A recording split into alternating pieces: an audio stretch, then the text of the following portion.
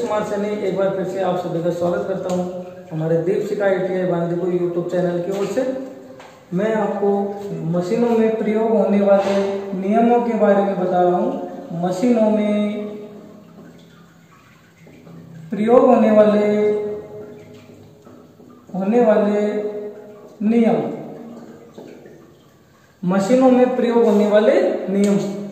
जितने भी electrician theory के अंदर या इलेक्ट्रिशियन जितने भी मशीनें हैं उनमें कौन कौन से नियम प्रयोग किए जाते हैं वो सारे हम वीडियो के माध्यम से समझेंगे, सारे एक साथ ही समझेंगे। कहने का मतलब ये है कि बार बार जैसे मान लो कि अपन ने पढ़ लिया डीसी मोटर में, जनरेटर में, या फिर जैसे मान लो कि हीटिंग इफेक्ट में, तो हम इन सारे नियमों को एक बार में ही पढ़ेंगे। कहने का मतलब बारी बारी से लगातार वीडियो देंगे। तो वो क्या होगा कि मशीनों में प्रयोग होने वाले नियम में सबसे पहले जो नियम की हम बात करेंगे वो जूल के नियम की, जूल का नियम, जिसे हम ऊष्मा का नियम भी कहते हैं। ऊष्मा का नियम। तो ऊष्मा का नियम क्या होता है कि किसी भी चालक तार में उत्पन्न ऊष्मा धारा के वर्ग के प्रतिरोध तथा समय तीनों के गुणनफल के समानुपाती होती है। H बराबर I²RT। देखो किस तरीके से परिभाषा बनी इसकी। किसी भी चालक तार में उत्पन्न ऊष्मा, ये ऊष्मा को किससे प्रदर्शित किया जाता है? ऊष्मा H से। तो किसी भी चालक तार में उत्पन्न ऊष्मा धारा के वर्ग के, विद्युत धारा क्या हो रहा है भाई, यहाँ पे वर्ग हो रहा है, तो धारा के वर्ग के, प्रतिरोध के और समय के तीनों के गुणनफल के समानुपाती होता है। क्या? जूल का नियम। जूल का नियम किसे कहते हैं भाई, एक बार वापस सुन लो कि किसी भी चालक तार में उत्पन्न ऊष्मा, धारा के वर्ग के, प्रतिरोध के और समय के तीनों के गुणनफल के समानुपाती होती है। तो जैसे मान लो कि ऊष्मा का नियम, अब ये किस पर कार्य करेगा, या फिर जैसे मान लो कि कौन कौन से उपकरण इस पर कार्य करेंगे। तो हम सबसे पहले नोट में लिख लेंगे कि सोल्डरिंग आयरन टांका लगाने वाली मशीन, सोल्डरिंग आयरन, विद्युत हीटर,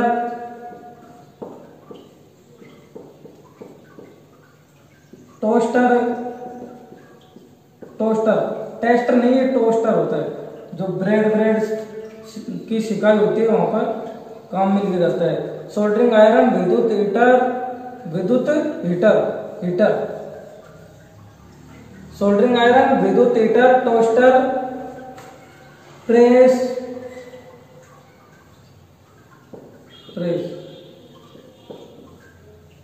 आदि। ये क्या है? ऊष्मा या जूल के नियम पर आधारित हैं। तो क्वेश्चन किस तरीके से आएगा हमारे पास में कि इनमें से कौन सा उपकरण ऊष्मा या जूल के सिद्धांत पर कार्य करता है। कि जैसे मान लो ऑप्शन में हमको दे देगा, कोई सा भी ऑप्शन दे हमको, अगर इनमें से मिलता है हीटर में से या प्रेस में से या फिर सोल्डरिंग आयरन में से, इनमें से कोई सा भी ऑप्शन मिलता है तो वो क्लिक करेंगे हम। उसके बाद में हम देखते हैं क्वेश्चन किस तरीके से वापस आएगा हमारे पास में कि किसी भी चालक तार में उत्पन्न ऊष्मा किसके समानुपाती होती है।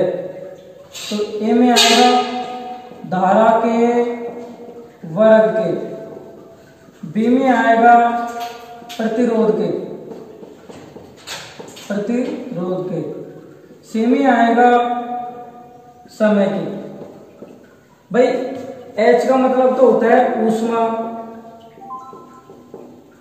I का मतलब होता है धारा, R का मतलब होता है प्रतिरोध और T का मतलब होता है समय। इसको बोलते हैं इंग्लिश में हीट, इसको करंट, इसको रेजिस्टेंस और इसको टाइम। तो अपने पास में ऑप्शन क्या, क्वेश्चन क्या है सबसे पहले कि इनमें से किसी भी चालक तार में उत्पन्न ऊष्मा किसके समानुपाती होती है। तो अपने पास में ए ऑप्शन में दिया है कि धारा के वर्ग के, बी में आएगा प्रतिरोध के, सी में समय के और डी में ऑल ऑफ दीज, मतलब ये सभी। तो कहने का मतलब ये हमारा क्या जाएगा राइट आंसर। क्यों? क्योंकि हमने सबसे पहले देखा कि धारा के वर्ग के, तो धारा का वर्ग आ रहा है कि नहीं आ रहा है? आ रहा है भाई, तो ये भी सही हो गया। प्रतिरोध के, तो प्रतिरोध के कहने का मतलब यहाँ पर अगर हमको पागल बनाने के लिए क्या दे देगा प्रतिरोध के वर्ग के, तो हम फिर इसको नहीं करेंगे, लेकिन यहाँ पर केवल क्या है प्रतिरोध के, तो प्रतिरोध का वर्ग थोड़ी हो रहा है, तो ये भी सही है। और समय के, तो समय भी सही है। ये गलत जब होते जब यहाँ पर प्रतिरोध के वर्ग के या समय के वर्ग के होता, या फिर यहाँ पर क्या होता कि धारा, केवल धारा के, जिस तरीके से प्रतिरोध के दे रखा है और समय के दे रखा है उसी तरह से केवल धारा के दे रखा होता ना, तो वो गलत होता। लेकिन यहाँ पर तीनों चीजें सही दे रखी है, तो हम डी ऑप्शन चुनेंगे कि ऑल ऑफ दीज, ये सभी। उसके बाद में हम देखते हैं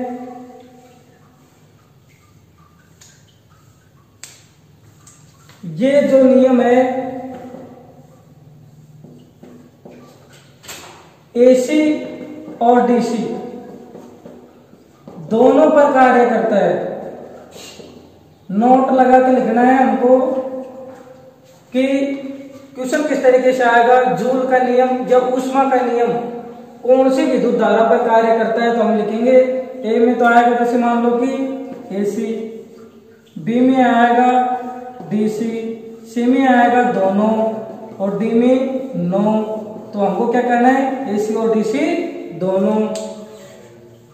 उसके बाद में हम अगला नियम देखते हैं कूलॉम का नियम।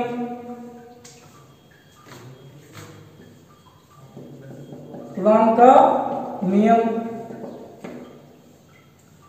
तो कूलॉम का नियम हमारे सबसे पहले है इसे कूलॉम का नियम, इसे आवेश का नियम भी कहते हैं। इसे आवेश का नियम भी कहते हैं। इसमें पहला नियम हम पढ़ेंगे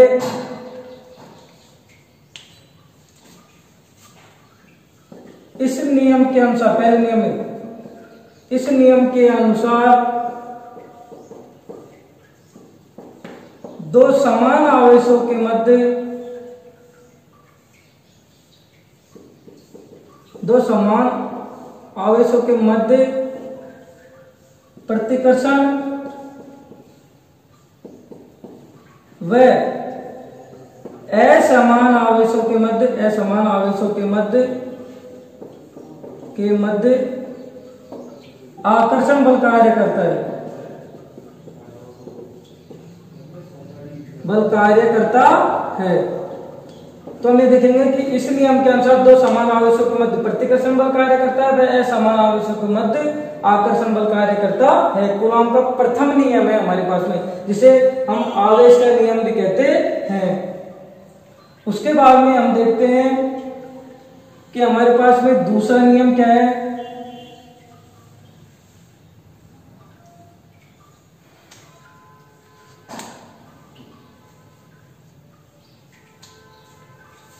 दूसरा नियम है दो समान आवेशों के मध्य, दूसरा नियम दो समान आवेशों के मध्य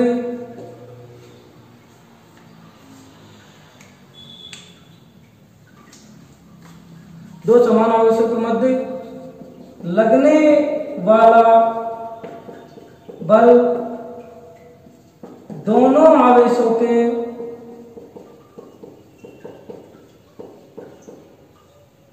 गुणनफल के समानुपाती होता है। दो समान आवेशों के मध्य लगने वाला बल दोनों आवेशों के गुणनफल के समानुपाती होता है। किस तरीके से F बराबर क्या हो जाएगा Q1 × Q2। तो दो समान आवेशों के मध्य, दो समान आवेश हैं एक तरीके से, एक तो ये देखिए इनके मध्य लगने वाला बल दोनों आवेशों के गुणनफल के, दोनों आवेशों का जो गुणनफल आएगा उनके क्या होगा, समानुपाती होगा, और उनके बीच की दूरी के वर्ग के विलोमानुपाती होता है। विलोमानुपाती मतलब उल्टा होता है। उनके बीच की दूरी के क्या होगा, ये विलोम वर्ग के, उनके बीच की दूरी के वर्ग के विलोमानुपाती होता है। यह हमारे पास में हो जाएगा कि दो समान आवेशों के मध्य लगने वाला बल उनके बीच की दूरी के वर्ग के विलोमानुपाती होता है। यह हमारे पास में। अब हम देखेंगे कि क्वेश्चन किस तरीके से आता है।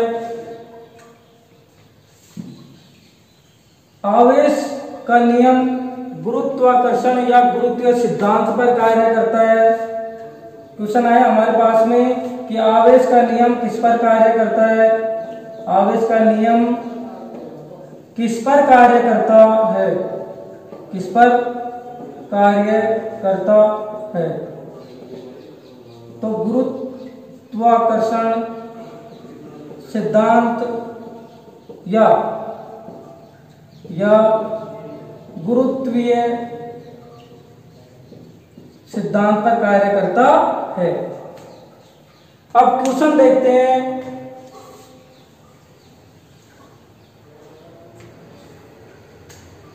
कूलॉम का नियम किस पर कार्य करता है। क्वेश्चन तो ए में होगा आकर्षण पर, बी में प्रतिकर्षण, सी में दोनों। तो समान आवेशों के मध्य तो क्या होता था, प्रतिकर्षण होता था कि समान आवेश एक दूसरे को दूर धकेलेंगे, और असमान आवेशों के मध्य क्या होता था, आकर्षण। तो सी में क्या आ जाएगा, दोनों। तो ये होगा कि नहीं होगा आंसर, इसमें आएगा दोनों। तो यह उत्तर हो जाएगा कि समान आवेशों के मध्य, तो कूलॉम का जो प्रथम नियम था उसमें पढ़ा था मैंने, समान आवेशों के मध्य प्रतिकर्षण बल कार्य करता है, और समान आवेशों के मध्य कौन सा बल कार्य करता है, आकर्षण बल कार्य करता है। तो ये हमारा क्या हो जाएगा, उत्तर हो जाएगा। उसके बाद में हम क्वेश्चन देखते हैं। कूलॉम के नियम के अनुसार लगने वाला बल पाया जाता है। कूलॉम के नियम के अनुसार लगने वाला बल पाया जाता है। अब ए में आ जाएगा दूरी के वर्ग के समानुपाती, दूरी के वर्ग के समानुपाती। बी में आएगा दूरी के वर्ग के, यहां पर विलोमानुपाती हो जाएगा पाती। सी में आ जाएगा दूरी के वर्ग के, केवल दूरी के वर्ग के, दूरी के केवल दूरी के समानुपाती, दूरी के समानुपाती। डी में आ जाएगा नो, मतलब इनमें से कोई नहीं। कूलॉम के नियम के अनुसार ये दूरी समानुपाती होती है या विलोमानुपाती होती है।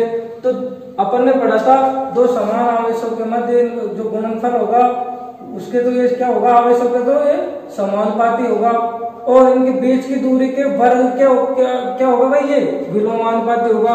तो इनके बीच की दूरी के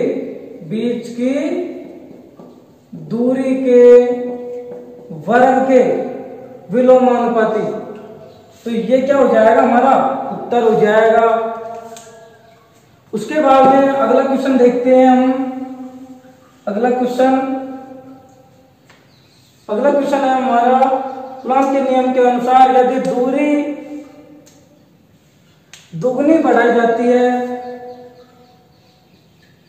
कूलॉम के नियम के अनुसार यदि दूरी दुगनी बढ़ाई जाती है, दुगनी बढ़ाई जाती है, तो उस पर बल पर क्या प्रभाव पड़ेगा, जो बल है उस पर क्या प्रभाव पड़ेगा। अब हमारे पास में क्या है, तो Q1 इंटू Q2 है, दो समान आवेश, दूरी क्या कर रहा है, वो दुगुनी बढ़ा रहा है। पहले दूरी कितनी थी भाई, 1, अब वो 1 को बढ़ाकर क्या कर रहा है, 2 कर रहा है। तो कहने का मतलब यहाँ पर Q1 इंटू Q2 इसका मान दे नहीं रखा है, तो हम क्या मान लेंगे, 1 मान लेंगे। ये बढ़ाकर कितने कर रहा है, 2 कर रहा है, तो इसका क्या करेंगे, हम स्क्वायर करेंगे, तो ये कितना हो जाएगा, 1/4। तो बल पर क्या प्रभाव पड़ेगा, बल भाई दूरी बढ़ाएंगे तो बल क्या हो जाएगा, 1/4 रह जाएगा, 1/4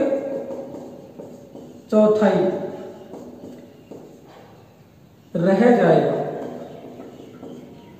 कि जब हम कूलॉम के नियम के अनुसार यदि दूरी दुगुनी बढ़ा रहे हैं तो उस पर बल पर क्या प्रभाव पड़ेगा, तो हम देखते हैं कि आवेश का मान नहीं दे रखा है, तो हम कितना मान लेंगे, 1 मान लेंगे। दोनों को गुणा करने पर कोई प्रभाव नहीं पड़ेगा, 1 ही आएगा। यहाँ पर अपन को दूरी पहले कितनी थी, 1 थी, उसको कितने बढ़ा दिया, 2 बढ़ा दिया, तो अपन ने 2 यहाँ पे रख दिया दूरी की जगह, और दूरी क्या करा है, ये स्क्वायर करवा रहा है, तो अपन को 2 को स्क्वायर करेंगे तो कितना आ जाएगा, 4।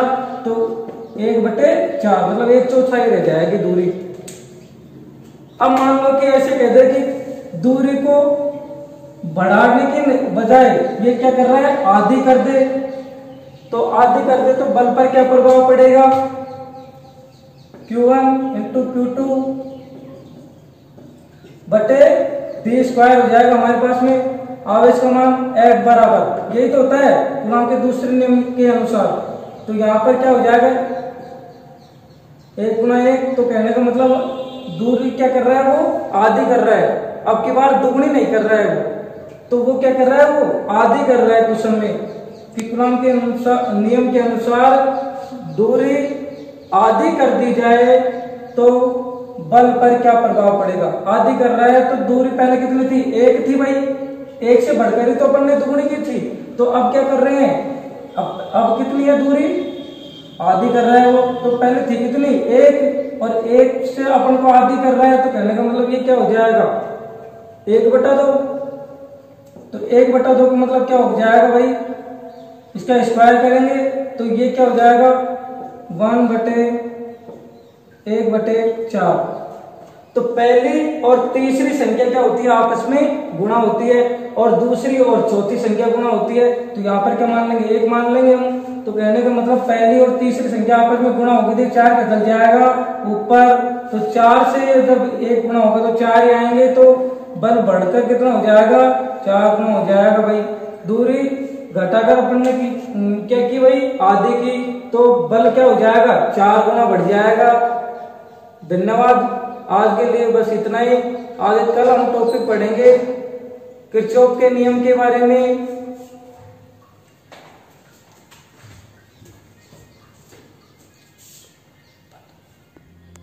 Thanks for watching my video.